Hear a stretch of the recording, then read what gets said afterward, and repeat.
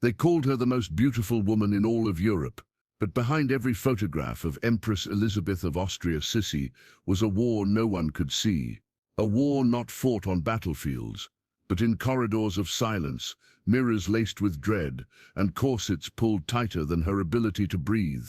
She wasn't just born into royalty. She was buried alive in it. Before we dive in, make sure to subscribe for more untold stories of the women history tried to erase. The year was 1854. Vienna's air was thick with violin music and whispers. Grand chandeliers sparkled overhead as Sissi, just 16, was led into the Hofburg Palace for the first time, not as a guest, but as a bride. Emperor Franz Joseph had shocked the empire by choosing her instead of her older, more trained sister. To the court, she was a mistake. To her husband, she was a possession. To herself, she was still a child. The palace didn't welcome her. It swallowed her. She had been raised free horseback in the Bavarian countryside, writing poetry under trees, hair tangled in wind. Now her days were dictated by court etiquette manuals and watched by her mother-in-law, Archduchess Sophie, a woman so cold, even the marble floors bowed to her command. Sissi wasn't allowed to raise her own children. They were taken from her immediately after birth. Sophie gave them new names, new tutors, new loyalties. Sissi was expected to smile. She began to vanish from the inside out. In portraits from this era, you'll see her standing tall, dressed in lace and diamonds. What you won't see are the bruises beneath the silk, the mental ones, the emotional ones. She was told to be quiet, obedient, and perfect, so she did the only thing she could control, her body. Sissi became obsessed with beauty, not out of vanity, but out of rebellion. She refused food, surviving on broth and oranges. Her waist shrunk to 19 inches. Her hair grew to her ankles.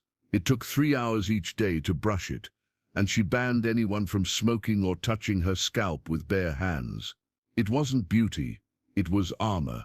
And yet, behind the closed doors of her chamber, she wrote poems laced with despair. She fantasized about being a seagull, free, uncatchable, lost at sea. Her marriage was an illusion.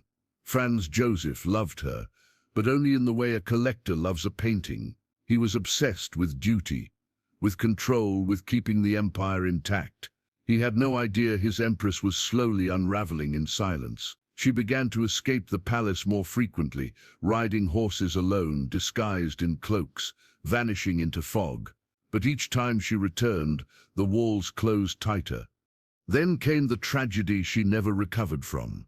In 1857, her daughter Sophie died suddenly on a trip to Hungary. She was only 2 years old. Sissi blamed herself. The court blamed her too. Whispers rippled through Vienna that the empress had brought death with her foreign ways. She stopped eating altogether. She disappeared for months. When she returned, something in her had hardened. The girl was gone. What remained was a queen with no intention of being anyone's doll again. She began speaking up at court, questioning her husband's decisions, advocating for Hungary's autonomy, even daring to suggest new roles for women in court life. This wasn't the empress they had signed up for. This was a fire dressed in silk. The court retaliated by isolating her. Gossip was weaponized. She was painted as mentally unstable, difficult, ungrateful. But by now Sissi had learned something no one had taught her: how to disappear without leaving. She started traveling obsessively. From Venice to Madeira to Corfu, she roamed Europe like a phantom, never staying too long, never revealing her location. She wrote that the sea was the only thing that didn't ask anything of her. When the press chased her, she vanished. When nobles mocked her, she wrote in code. And when the palace begged her to return, she laughed. They called her eccentric. But really, she was done being controlled. Yet even oceans couldn't keep the empire away. Every city she stepped into carried the weight of who she used to be. People bowed, pointed, whispered. The empress, they'd say. But she hadn't felt like one in years. She had become a myth, part woman, part ghost. And still she kept running. By the late 1890s, Sissi was no longer just a symbol of beauty. She was a riddle. Royals didn't know whether to pity her, fear her, or erase her. But one man, an anarchist with a dagger, had no doubt at all. He believed royalty itself had to die. He didn't care who. And Sissi, tragically, was the one he found first. But that part of the story, the assassination, the final act, is still coming. Because before the blade came the most powerful moment of her life, a moment no one in the empire saw coming. She was about to turn her back on the throne for good.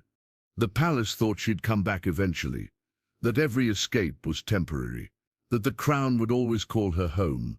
But Sissi had made a silent decision. She wasn't a queen anymore, not in spirit, not in heart.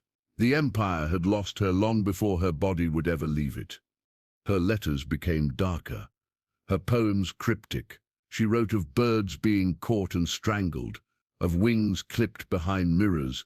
She wrote of death, not as an enemy but a friend, one that might finally set her free. No longer interested in court appearances, she refused portraits, interviews, ceremonies. The woman once hailed as the crown jewel of Austria had become a phantom the court couldn't predict or control. She left without notice. Sometimes for weeks, sometimes for months. Her travels weren't random, they were strategic. Each place was far from Vienna, far from judgment. She visited spas, old monasteries, isolated villas on cliffs overlooking the sea. She kept her entourage small and forbade them from addressing her as Your Majesty. In her journal, she scribbled a new name for herself, the Shadow. On one journey, she rode for 9 hours straight through the Hungarian countryside. No guards, no carriage, just a veil over her face and a dagger hidden in her corset.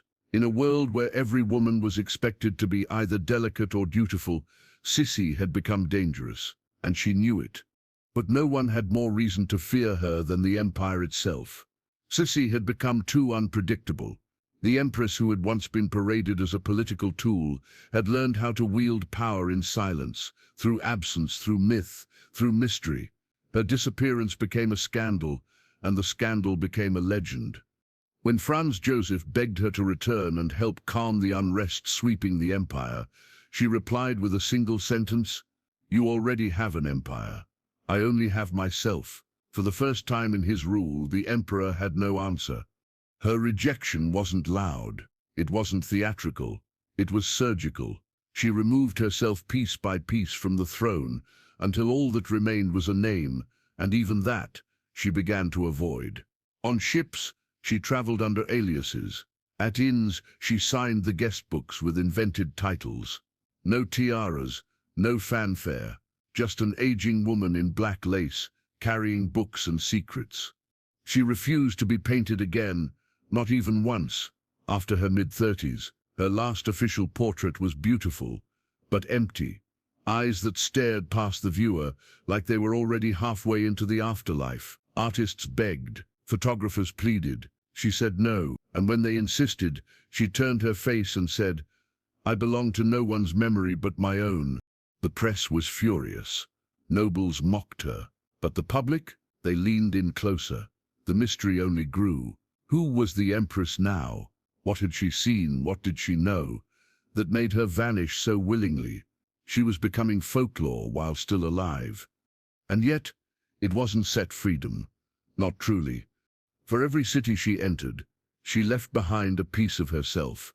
There were rumors she walked barefoot through rain in Greece, that she slept in abandoned monasteries in Switzerland, that she dined with anarchists in Italy. Most weren't true, but they could have been, and that's what terrified the crown. Her body began to betray her. Years of restrictive eating, of punishing travel, of silence, had left their mark. She suffered migraines, fainting spells, insomnia, and yet she refused to slow down. In her words, "If I stop, they will catch me, and I will disappear for real." She wasn't speaking of assassins. She meant Vienna, the court, the crown. She believed that staying alive was the final rebellion, that simply continuing to move, to breathe, to choose her own path was the greatest threat she could pose to the world that once owned her. And then came Geneva. It was late summer of 1898. Sissi arrived at the Hotel Beau Rivage on the banks of Lake Geneva under the alias Countess of Hohenems. She wore a long black gown, a parasol, and her famous veil, the one that concealed her face from the world. No guards, no entourage, just one lady in waiting and a quiet desperation for anonymity. But on that same morning, a man named Luigi Lucchini had arrived in Geneva with a different plan. A poor anarchist with a knife in his pocket and rage in his heart, he had intended to assassinate the Duke of Orléans, a man who never showed. Lucchini, furious and seeking any royal blood to spill, heard a whisper in the hotel café. "The Empress of Austria is staying here." He followed her, waited outside the hotel. And when Sissi stepped out onto the promenade near the water, arm in arm with her companion, he struck. A quick jab to the chest with a sharpened file. No scream, no spectacle. The Empress stumbled, righted herself, and continued walking, whispering, "It sips nothing." It wasn't Stet. She collapsed minutes later, unconscious. The file had pierced her heart.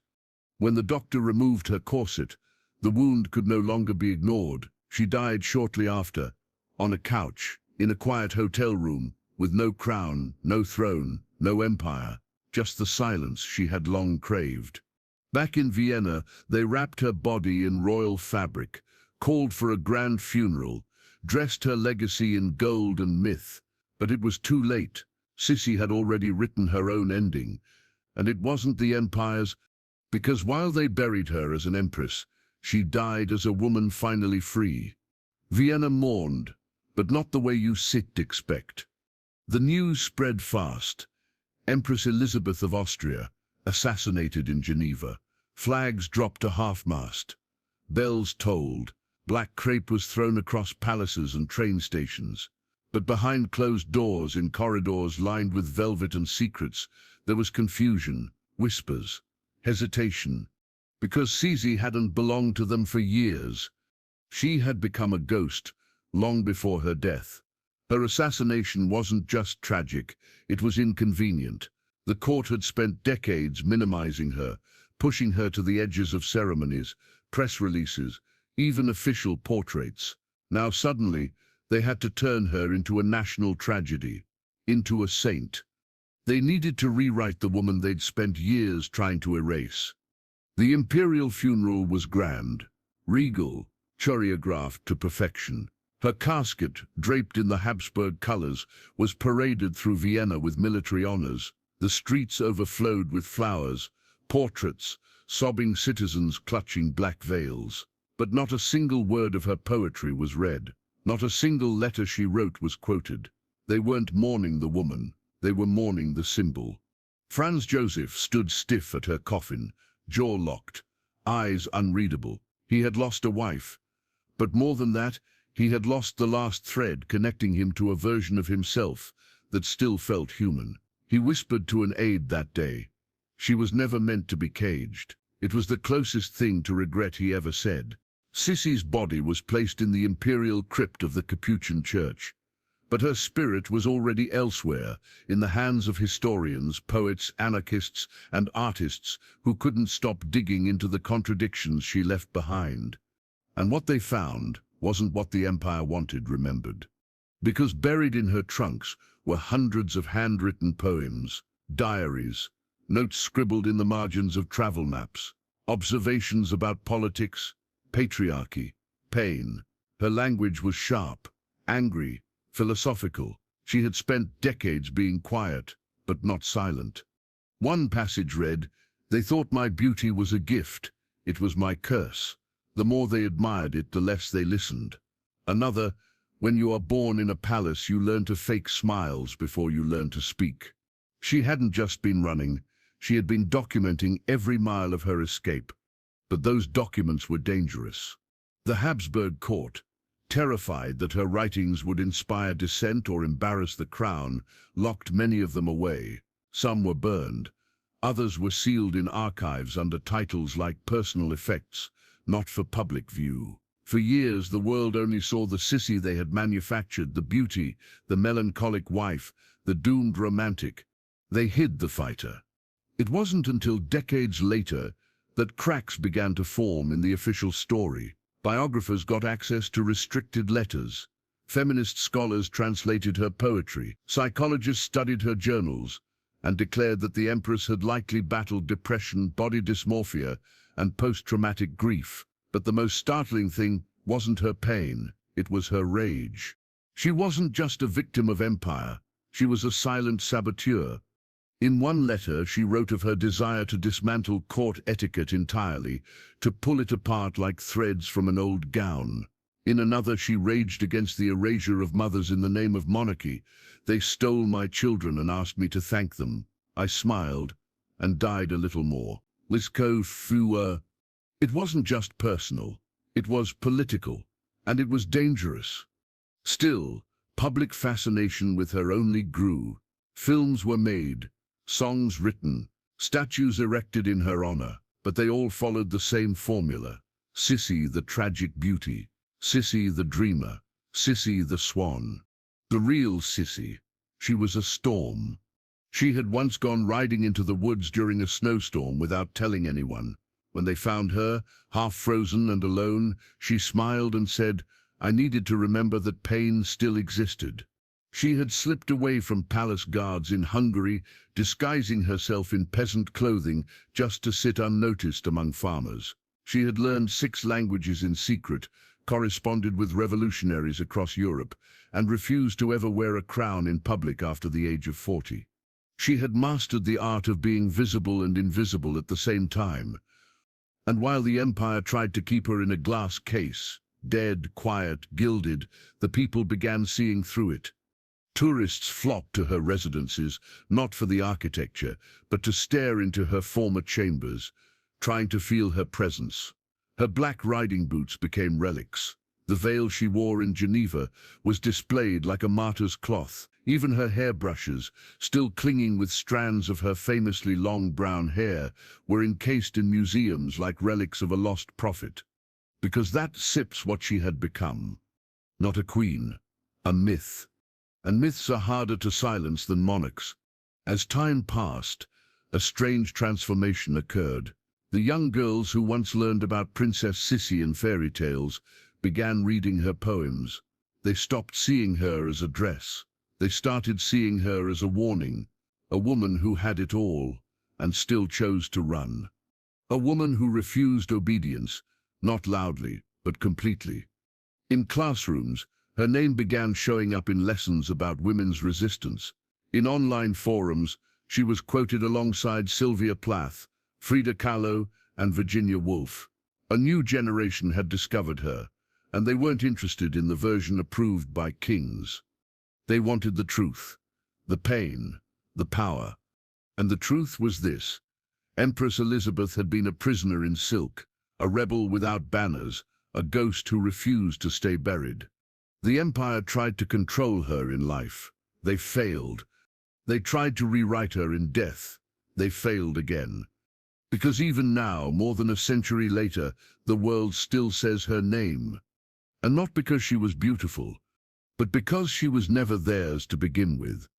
They buried her in marble, but she never stayed there. Long after the empire that tried to silence her fell to dust, Empress Elisabeth, Sisi, refused to disappear.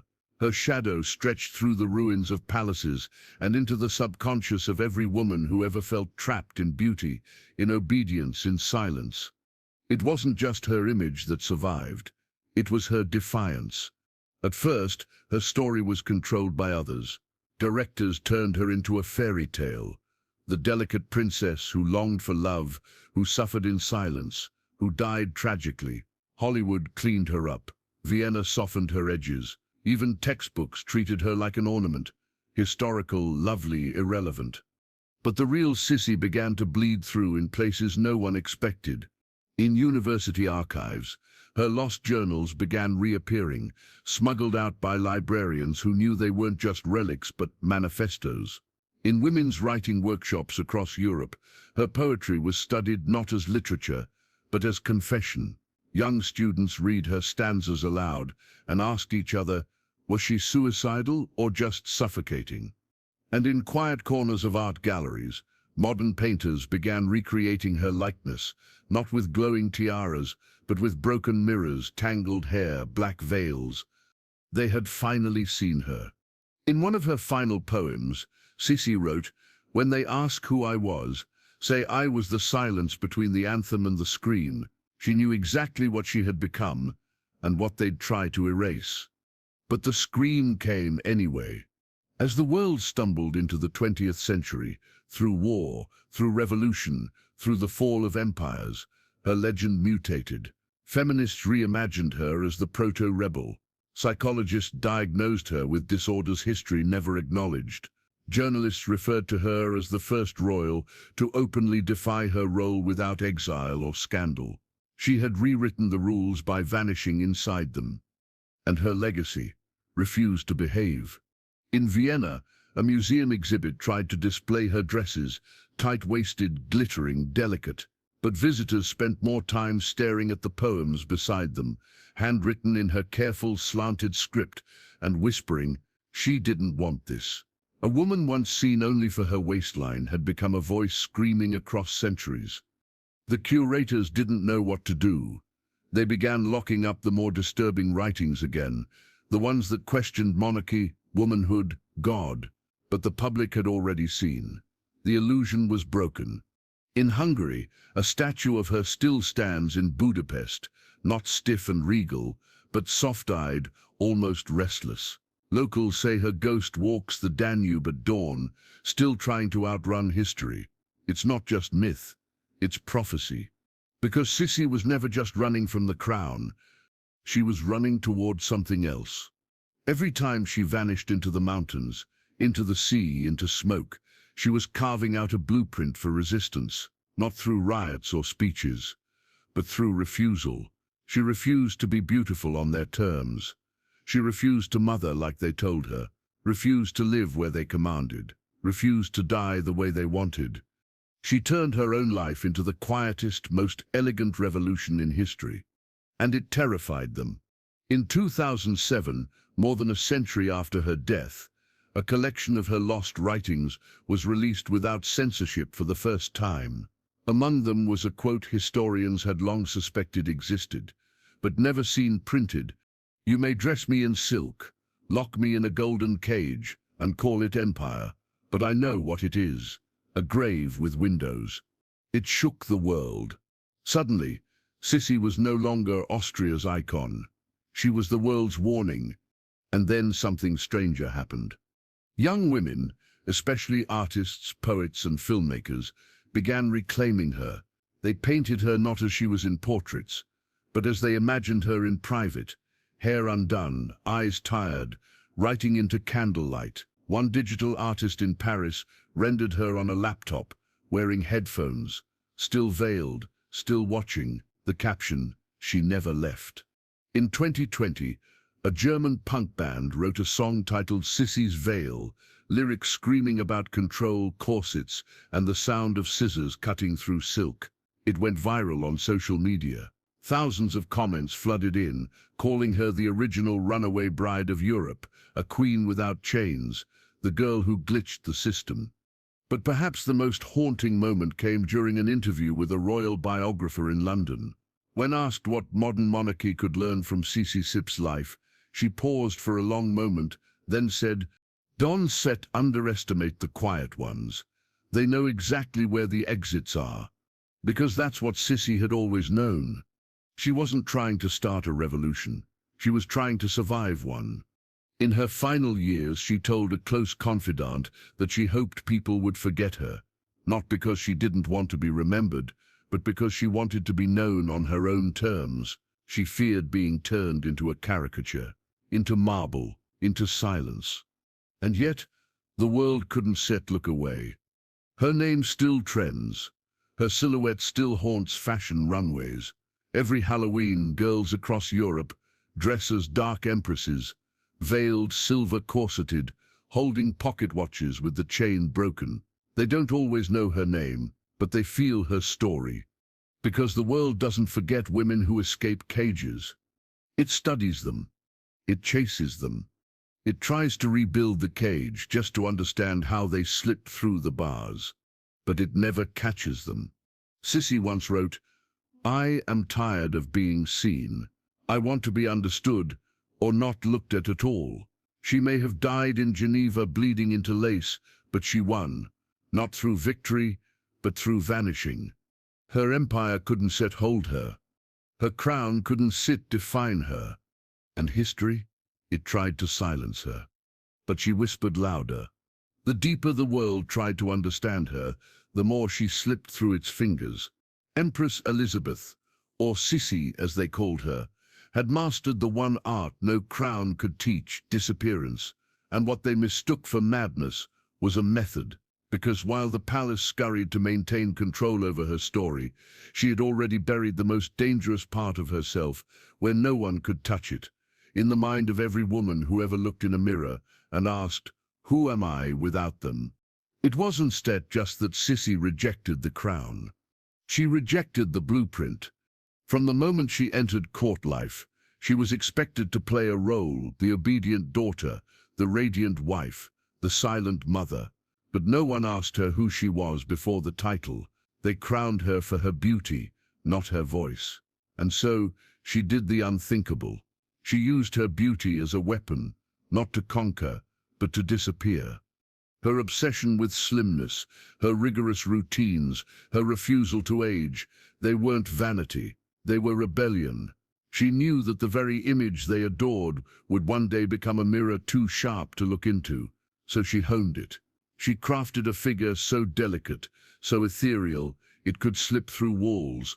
She didn't want to be remembered. She wanted to be ungraspable. One of her letters, never meant for publication, read, "They dress me up like a doll, but I am the one pulling the strings." She understood performance, understood power, and she weaponized her silence like a scalpel. As Vienna worshipped portraits of her, waist cinched, gaze lowered, she was quietly dismantling herself, not because she was weak, but because she was done being owned. Every hour she spent riding alone, every letter written in the dark, every meal skipped, every veil pulled across her face, it wasn't hysteria, it was refusal. A refusal so disciplined, so total, it scared the empire more than a revolution ever could. Because Sissi hadn't vanished. She had withdrawn, and that was worse. The court needed her to smile, to attend galas, to mother heirs, but she wouldn't. She visited prisons instead of banquets, read anarchist tracts instead of etiquette books. She preferred silence over speeches, and when she spoke, it was never what they wanted to hear. In one journal she wrote, "If they could lock my thoughts in a box, they would do it with gold hinges and call it honor." But she saw through them, and she saw through herself too. Behind the veils and travels and locked doors, Sissi was unraveling not publicly, but with surgical precision. She questioned everything. The monarchy, marriage, her body, her purpose. She became obsessed with Eastern philosophy, death poetry, the writings of Schopenhauer and Nietzsche, not because she was lost, but because she was searching for a truth no throne could give. She wrote pages about drowning, about floating above her own life like a ghost, about mirrors that refused to show her reflection. She wasn't writing for legacy, she was writing to survive. And yet, the world kept framing her as a tragic beauty. They missed the point entirely. Because beauty had been her curse, it got her married, crowned, consumed, and then discarded. She once told a companion, "If I had been born with crooked teeth and pale eyes, I might have been free." But her face became currency, and currency always comes with debt. By the time she was in her 40s, Sissi had stopped sitting for portraits, stopped attending court, stopped showing herself. Her face became a myth, her voice a whisper, and still they followed her. Paparazzi stalked her travels. Journalists made up sightings. Poets wrote odes about her eyes as if they owned them. But no one knew the truth. Not even Franz Joseph. When he asked her, during one of their rare dinners, what would make her return to court, she answered plainly, "If I am a ghost to them, Why should I walk among the living? And then she left the room. She had stopped performing, but the world never stopped watching. Modern psychology would diagnose her with trauma-induced dissociation, with anorexia, depression, possible PTSD. But even those labels feel too neat, too clinical. Sissi wasn't broken. She was resisting, constantly, quietly, furiously, in a world that only saw compliance as health. And when the world refused to hear her, she turned to nature. She wrote of trees as companions, of oceans as confessors, of horses who never lied. She fled palaces for forests, opera houses for cliffsides. She once spent 2 weeks in complete silence in a monastery in Greece, just to remember what her voice actually sounded like. Because when your every word is scripted, silence becomes sacred. And she knew that her silence spoke louder than any decree. Vienna tried to pretend everything was normal, that the Empress was simply resting, but she was already writing her own eulogy, one refusal at a time. She once said, "When I die, do not let them carve lies into stone. Say only that I walked away." But of course, they didn't listen.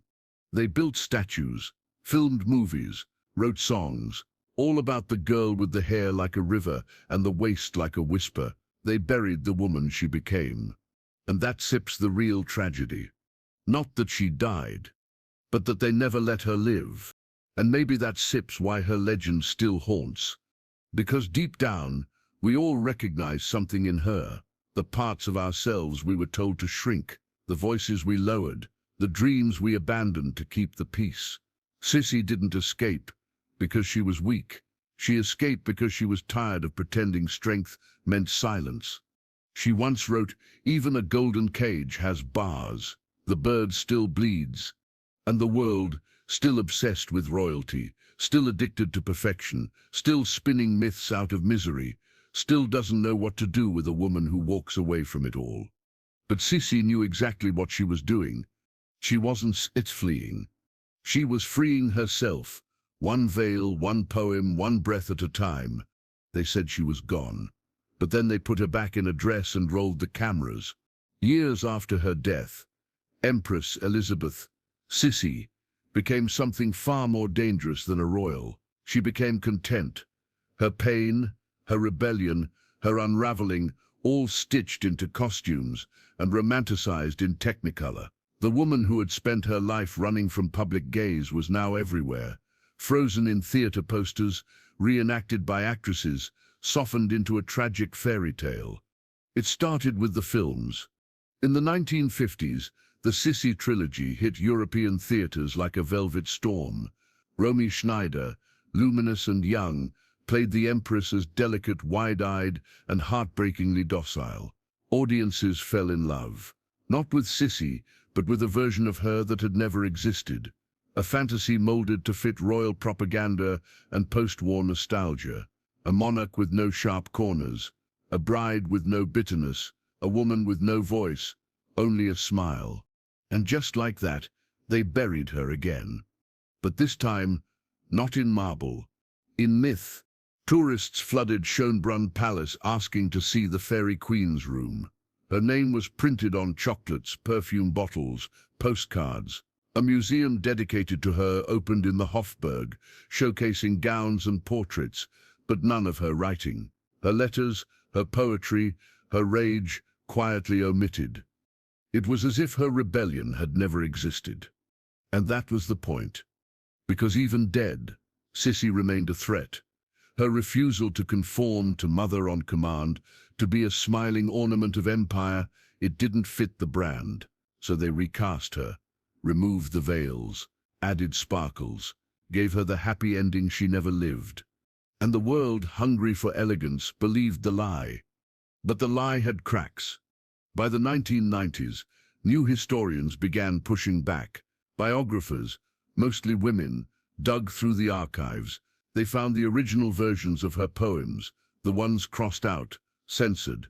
They interviewed descendants of her staff. They traced her movements across Europe and realized she had spent more nights in asylums and remote boarding houses than in ballrooms. They published books with titles like Sissi, the Silent Saboteur, and The Crown's Ghost. And slowly the picture began to shift. She wasn't set a dream, she was a warning. And then the internet found her. Young creators on YouTube and TikTok began unearthing pieces of her truth, reading her letters aloud in moody lighting, placing her quotes over black and white clips of wind through trees, whispering her story in late-night voiceovers. Gen Z didn't want the princess. They wanted the rebel who vanished. They related to her control issues, her social anxiety, her hatred of being photographed, her need for silence, her obsession with perfection and self-erasure. To them, she wasn't old history. She was a mirror. One viral post read, "Sissi was the first girl boss, except she didn't want the title. She just wanted to breathe." Suddenly museums were flooded with younger visitors, not because they admired the monarchy, but because they wanted to see where she had walked, where she had eaten, where she had vanished. But still, something strange lingered. For every piece of truth that emerged, there was another push to romanticize her again. A luxury fashion brand launched a line inspired by Sissi's elegance. A Netflix series adapted her life, half true, half fantasy, and once again she was the beauty in the ballroom, the longing bride, the misunderstood rose. No mention of her hunger strikes, her writings about political hypocrisy, her secret donations to dissident newspapers. The myth kept winning, and yet she kept leaking through. Because even in the softest retelling, there was something unshakable in her eyes. Even the actresses who played her admitted, she doesn't want to be seen this way. And maybe that was the point. Sissi never fit into a box, not a coffin, not a crown, not a script. She wasn't born to be understood. She was born to refuse. And that refusal lives on. In a museum in Vienna, there sits an interactive exhibit where visitors can try on digital replicas of her dresses. But next to the touchscreen is a quote etched in glass. "They measured me in inches and forgot I had a soul." No one knows who insisted that quote be added. It's not in the official promotional materials. It's not in the gift shop, but it's there, glaring, defiant, unerasable. Because Sissi Sip's ghost isn't haunting ballrooms. It's thus haunting the lie that beauty is freedom, that silence is strength, that compliance is love. The lie that a woman can be shaped into the perfect fantasy and not lose herself entirely in the process. Sissi proved them all wrong, not with a scream, but with a disappearing act so complete, they're still trying to rewrite it a century later. But the truth keeps coming back. In poetry circles, in fashion subcultures, in the eyes of modern women staring into a mirror and asking, why do I feel like I don't exist in my own life? Because Sissi knew that feeling. She lived it. And when they couldn't understand her, they killed her story and replaced it with one they could control. But not anymore. She checked into the hotel under a false name, a quiet fiction she wore like a second skin. That morning in Geneva, there were no carriages draped in silk, no red carpets, no guards stiff with protocol. Just a slim woman in black, almost monastic in silhouette, moving through the hotel lobby like a drifting shadow. Her hair was tucked beneath a dark veil, her eyes hidden behind a small netted hat, her voice, when she spoke, barely more than a whisper. And no one looked twice. That was the plan. Because by now, Empress Elisabeth of Austria, Sissi, had become a master at disappearing. Not the clumsy kind of escape, but the deliberate, artistic kind. The kind where every step is calculated, every appearance temporary, every trace erased by her own hand.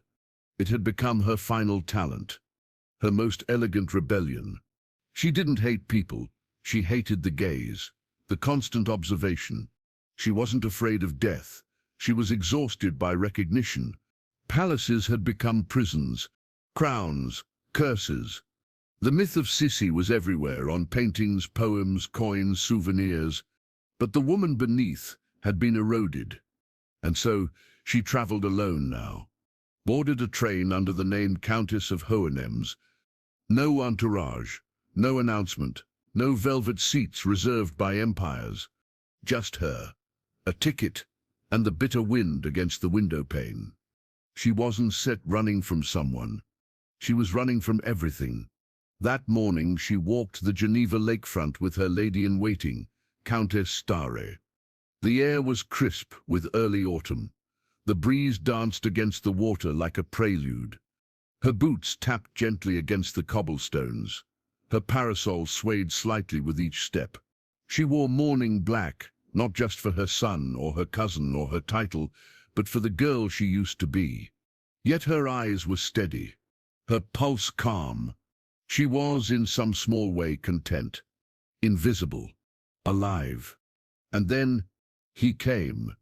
A man stepped forward from the crowd, not with the swagger of a threat, but with the clumsy hesitation of someone lost in thought.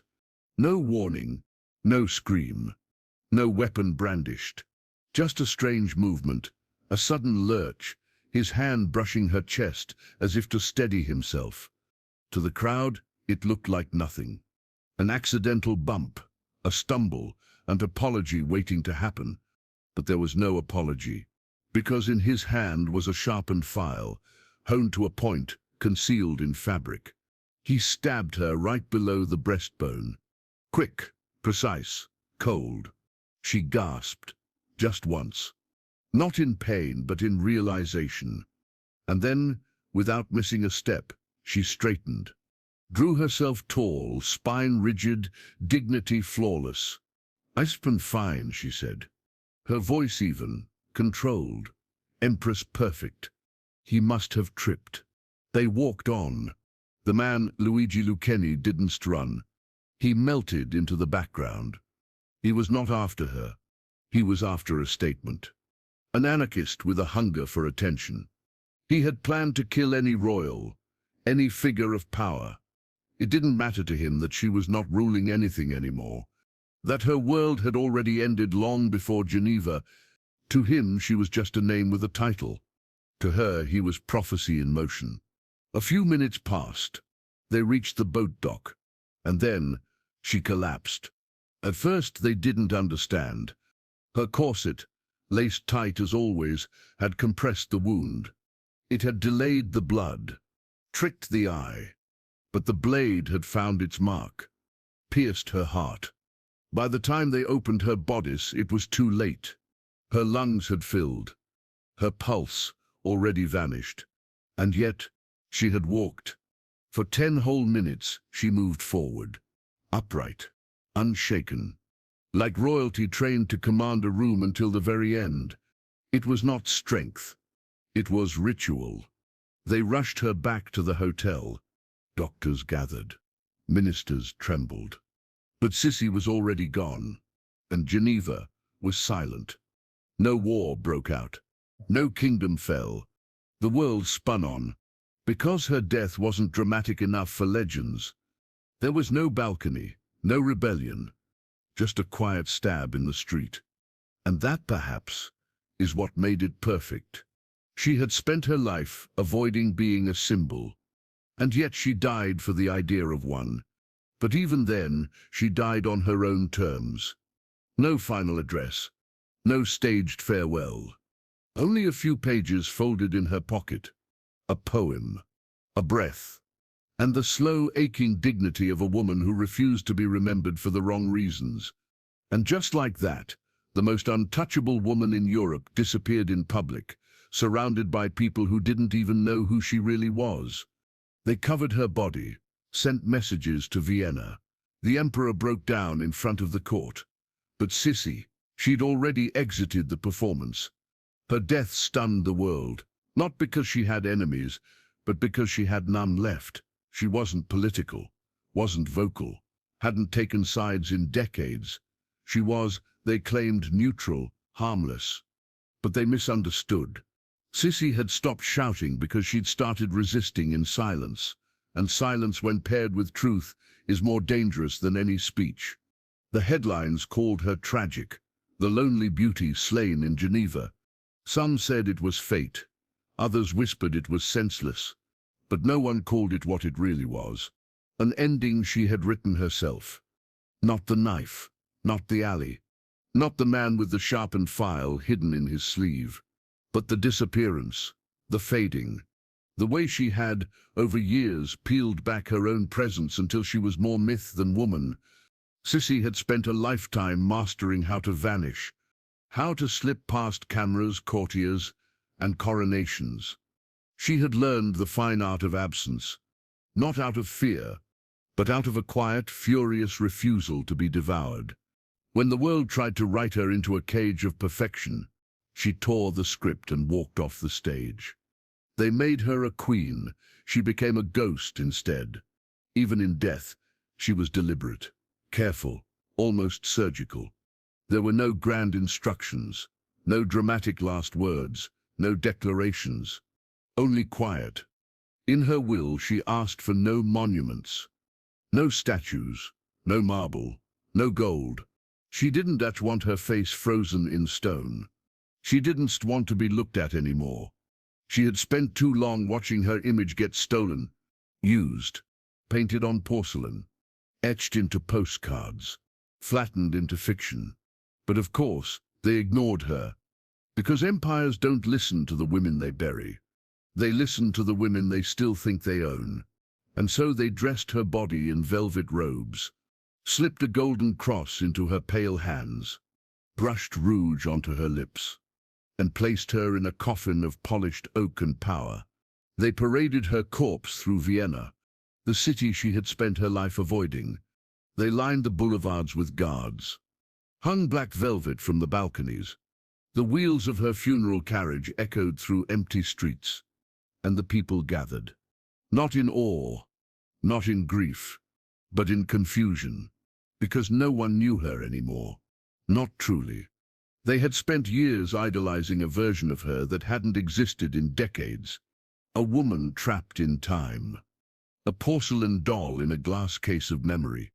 All corsets and curls and tragedy. They were burying a myth. But the real Elisabeth had disappeared long before that knife ever touched her chest. She had left when she cut her long hair and swept it off the floor herself. She had left when she chose to roam the earth instead of ruling it.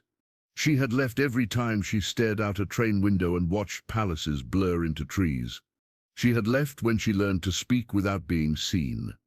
Now, finally, the world was catching up to her exit. In her pocket, they found a poem. Folded, unnamed, undated. No signature, just lines. They chased me with mirrors. I gave them smoke. They crowned me in silence. I drowned the song. It was hers. It could only have been hers. A final whisper from the girl who had once been dragged into a golden cage and called Majesty. She had written her goodbye long before Geneva. And now, it echoed louder than any trumpet. The tragedy wasn't set how she died. The tragedy was that no one had ever truly seen her while she lived. They saw the waste, the face, the fantasy, but never the wound. She wasn't meant to be an empress. She was meant to be free, to be unnamed, to be unseen. And for a brief flickering moment, on the grey morning streets of Geneva, she finally was. No guards, no eyes, no mirrors, just the woman, and the silence she had earned. She became a ghost long before she died, but in death, they tried to resurrect her. They crafted tributes in marble, penned eulogies dripping with nostalgia, and cast her as a tragic emblem of faded beauty, the last breath of a more graceful era. They called her a martyr, a symbol of elegance stolen too soon, a romantic queen ripped from life by fate. But if Sissi could have spoken from the grave, she wouldn't have wept. She would have laughed, not joyfully but bitterly, quietly, like wind rattling through the bones of a long-forgotten palace, because they still didn't set understand. She wasn't set a victim. She was a warning, and warnings don't die with the body. They linger. They echo in the footsteps of girls walking home alone at night, keys clenched in their fists, in the silence of women who smile at dinner tables when they want to scream, in the mirror that returns not your face, but the version the world expects you to wear. Sissi's legacy wasn't stitched into the seams of her gowns. It didn't live in oil portraits or crystal halls or fairy tale marriages. It wasn't the jeweled titles or the photo albums they preserve in palaces. Her legacy was the refusal to be shaped, to be handled, to be polished like porcelain and placed on a throne like a museum piece. She was the empress who never bowed, not truly, who walked among royalty but left behind only ghostly footprints. She didn't break the palace walls. She simply slipped through the cracks, a soft, invisible rebellion. Not loud, not bloody, but persistent, quiet, effective. She vanished little by little until no one could truly say they knew her. And maybe that's what frightened them most. Not that she died, but that they never really caught her. That even in life, she had begun erasing herself on her own terms. That she had rewritten what it meant to resist. Now she exists in fragments. A quote here, a statue there. Museum tours with velvet ropes and guides who speak in hushed, reverent tones. But if you lean in, really listen, you'll notice the silence between the words. The parts they don't say. The truth tucked beneath the lace and legacy. The moments she pulled her veil tighter, not to appear elegant, but to disappear. They say her story is outdated, that her rebellion was too quiet, too internal, too invisible to matter. But look again. Look at the modern world and ask yourself, how many women are still punished for being too much or too little? Too loud, too soft, too sexual, too modest, too old, too ambitious, too different. How many women are still told their worth begins and ends with their image? Sissi knew that pain.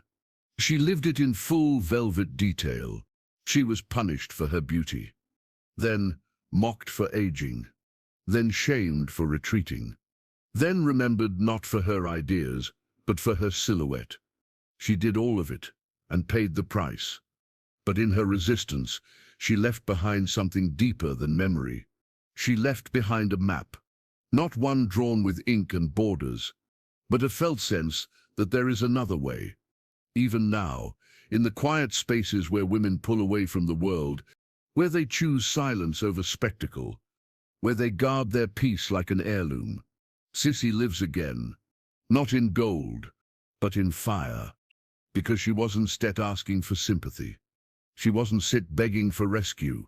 She was demanding the simplest, most radical thing a woman could ask for, to be left alone, to not be watched, not be weighed, not be used as a mirror for someone else's fantasies.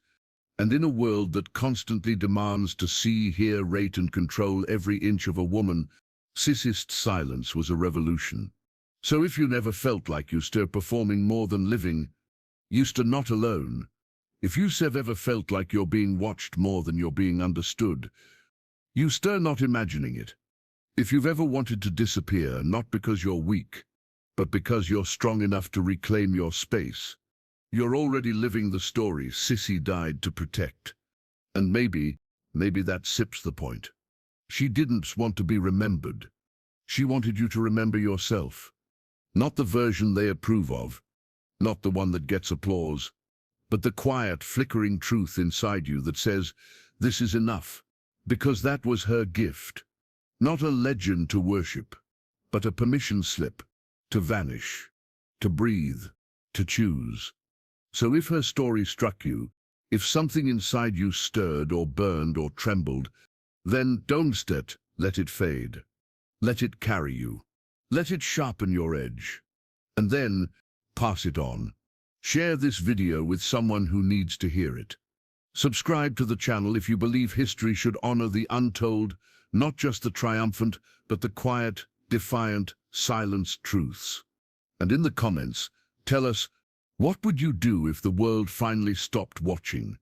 Because the story isn't set over. It begins again with you.